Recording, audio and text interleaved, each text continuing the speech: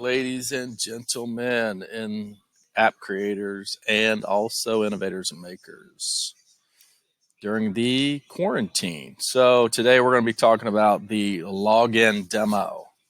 Let me preface this by saying right now that what you see here today is it has Google Fusion tables attached to it. You can see this right here. This is a Fusion table control. You're not going to want that. You're going to need something like your FireDB. So you're going to need to drag in a FireDB and connect it that way. And I'm going to tell you right now, you guys can watch videos, and it's a lot simpler to connect this right here to a FireDB than it is to do this. This is pretty complicated, but this is what I had my 8th graders do last year, is they had to learn how to set up a Fusion table, which is pretty cool. So I'm going to show you some stuff here today. So this is just a typical example of a login screen. You got your logo. You've got your TXB email, your text box for email. This is a password box, different than an email. You can see it has the dots in it. So it will, when you type in here, it'll show the dots. So that's cool. And then you're going to have enter, register, and password, forgot password. And then if they forget the password, you got to figure out a way to get them their password. So if you go here, then you also have a registration screen, and you need to go and take them. So if they ever, let's go back here. Let's go back to screen 1. So if they click on the registration screen, you're going to take them to the registration screen. And now they're going to set up their first name, their last name, their email, confirm their email, a password box, confirm password, and then submit. And then once again, this would go into, you guys would not be sending this into a Fusion table. You are going to be sending this into a FireDB. So you're going to drag in a FireDB here, and this is going to go into your Fire database. And there's a lot of good tutorials on how to set up a FireDB and how to use a FireDB. You guys are good on that. Okay, so this is your registration screen. So this is what that looks like. Okay, so you're going to set up your registration screen, and yeah, and then you're also going to add in a 5-star rating app and let people rate your app. You always want to have them register, and you also want to have them log in, and you also want to have them rate your app to let you know how you're doing. And all those ratings, all this registration, all the login goes into the FireDB. So I can show you that. I'll pull that one up also. Let me go see if I can find my 5-star rating app. Let's go look at that. There's Pong. Let me see if I have a 5-star rating app in here. I can show you this one here. This is a pretty big. This is an app that I was making for a friend. So this is kind of a legit app. But I'll show you that in this app, there's also the login, the registration, and all that good stuff. So let's see if this will load up. Yep, there it is. So, so you can see the same thing. I mean, this is very similar to what I just showed you. Here's their logo. Here's their first-time login, so you can register. Here's your email, and you guys can have some fun with this. Put some cute little email icons here. Here's your unlock. Here's a nice button where you can log in with that. Let me go see if I can move this screen down. And then there's a forgot password down here. So then I'll show you their registration screen, and I'll show you a bunch of screens here. So here's your registration screen. Once again, this is all the data they were collecting on a person. You got bank account numbers and all that stuff in here, property manager numbers. So all that good stuff goes in there. And then here is the rate app. So here's what I did. So when someone comes to rate the app, they've already logged in. So the logic is they've already logged in. You can't get to this screen right here unless you've logged in. So what I did here is when I came to this screen, I would automatically get their name and put it in this box, and their cell phone number and their email address. Okay.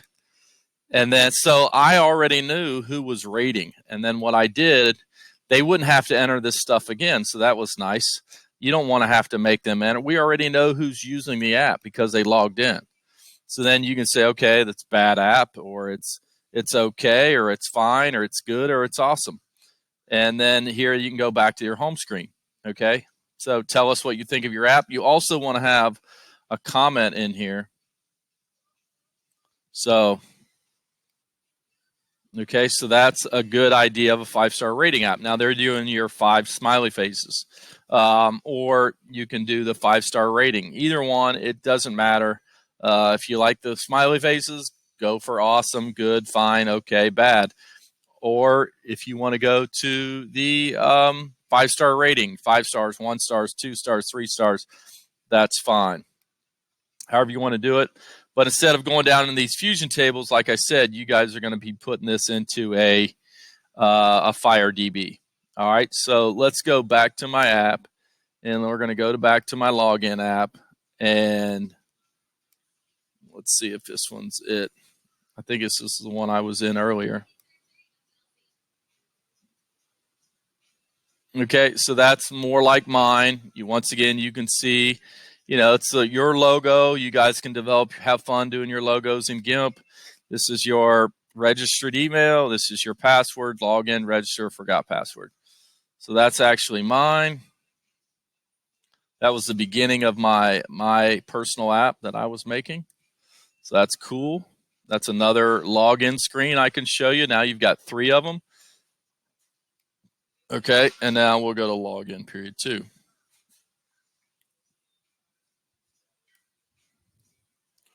All right, so there it is. There's your registration screen. There's screen 1, okay? And then you guys are going to have to watch some videos on how to insert data into a FireDB. It's really not that hard. So this is one of those computer science assignments where I want you guys digging in and try to do some research, so you guys should be going here to Google, and you go to MIT App Inventor 2 FireDB, okay, and just Google that and see what you guys can find. You're probably going to find some good information, okay. And then I'll also show you the Google FireDB page. Okay, connecting your app to a Fire database, that's a good one. Building apps with a Fire database, that's a good one, okay. Use FireDB store to store data in the cloud, that's a good one. Using FireDB component. All this stuff is good, and you guys can start watching these videos down here. This is all good stuff, okay. So I want you to come in here and watch somebody else's video besides mine. All right. And if you guys can't figure it out, then send me notes and, let me know what videos you watched and why it didn't work. And okay. I will show you this also, that you're going to go to Google, and this is cool. I like this. Google Firebase. All right. So build it. There you go. And this is really cool. So now this is what I love about this is you're in MIT, but now you're using real Google products inside your app. And that's what computer science is all about. So if you go here, and here you go, you're in. And now you guys are going to have to, so you guys can see I'm already logged in here. You guys are going to have to log in with your Google account. Okay, you can watch a video here. Watch this. You can watch a video right here. Okay, all this stuff is good on how to build apps fast without managing infrastructure. They're going to do all this back-end server work for you. And it's really, really a good product. Firebase extensions, so integrations, Google. I mean, this is all good stuff. Once you learn how to do this, almost every app you're ever going to build in your lifetime is going to have some kind of connection to a back-end server. And whatever server you choose, you're gonna have to figure out which one's cost effective. Do you want to do an Amazon web base? Do you want to use Google Firebase? You want to use Google Fusion Tables? There's a cost to everything, and you would have to go and figure out how many users you're going to have in your app, and then you're going to figure out what's that going to cost you, and you're probably going to want to go with one of the cheapest costs out there. So let's just go back here and do web server database comparisons. Amazon, Dino, so you can see your website companies, Kenton. All this stuff right in here. All this stuff, SQL, everyone's going to have a database. People are developing their own. Okay. DynaDB costs. All right. So you go in here and you look up the difference between a Amazon web-based server pricing versus Google pricing. And, I think when I did my research that Amazon was cheaper. But so this is your AWS marketplace. But what I love about this, these are all real products that you can study and learn and how to integrate into your apps. And when you have this, you're going to have some very, very, very powerful apps. Without it, you're going to have a very, very amateur app, and you're not going to be able to track people and their data and their usage and all that good stuff, and contact your users and send them ads and, be able to charge them for your app. All this is real stuff that you need to get into. All right. So here's your FireDB. So right now, we're going to be limited to what MIT is going to give us and allow us to use. So right now, they're going to allow us to use the Fire database, so we're going to use that. Let's go look at pricing real quick.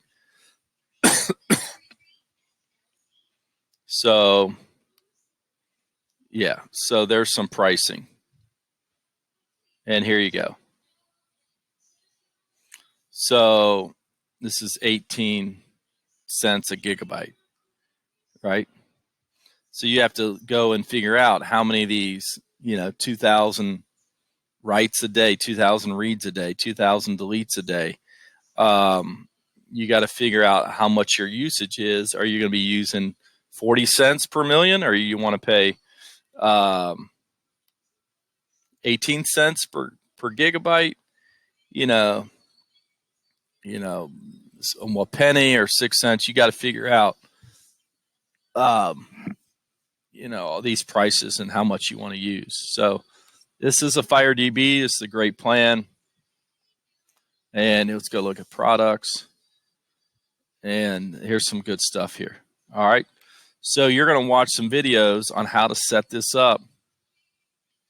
And you're going to attach it to your app. And you're going to take that person's registration, their first name, their last name, their email, their phone number. You could do their address if you wanted to know where they were located at. You could figure out, I would not get into bank accounts because there's so many web apps that are set up to do that for you. And you don't want to get into bank accounts where you're going to be, you can get sued for somebody breaking in and getting some people's bank account numbers. So I wouldn't even touch it. Use other products out there that would do the paying for you, like PayPal. Let them do all that, do all the encrypting for you. So here's some good apps. Here's my registration screen, 5-star rating. I don't even think I'm going to show you code right now because your code's going to be so much different than mine because, yeah. So, So like if they say registration, I'm sending them to the registration screen. They say forgot, you're going to say forgot's true, and then you got to do, you got to send them their email. That's pretty tough. You think forgot email is easy, and that's pretty challenging. But here's their user email. Here's their password. When they hit submit, you're going to go ahead and get it. Make sure it's not blank. The password, make sure it's not blank. And then you're going to notify them. And then if it's not blank, they filled everything in, you're going to UCase them. And my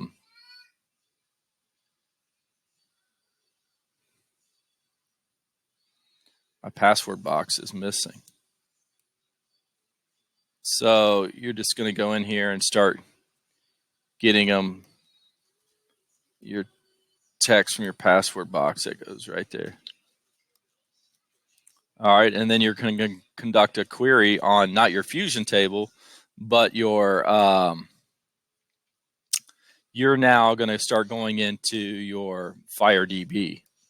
So you're going to have to come down here and start getting some code of this. All right, store the value or go and get the value. You're going to be going and getting the value and seeing if it's equal to what they typed in. And once again, here's the table IDs and the service account and the table column headings. I'll be honest with you, if you want big time extra credit, go learn how to do these Fusion tables. They deprecated them, so they're not using it anymore. But man, if you could get in there and learn how to do a Fusion table, here's these table IDs and setting all that stuff up. Man, that is a great learning assignment. And here's your setting up all these Java like type of queries here, doing a query, a search on a database, seeing if it's equal, and a lot of good stuff here. All right, get results, and I mean, this is a lot of good stuff here going on. Let's go look at registration screen. And once again, I'm just doing a whole bunch of checking to make sure that registration initialize. You just want to make sure these guys aren't blank. If they don't type in their first name, if this is blank, you got to give them an error message. Hey, missing fields, please fill in the data. Missing data, return to registration.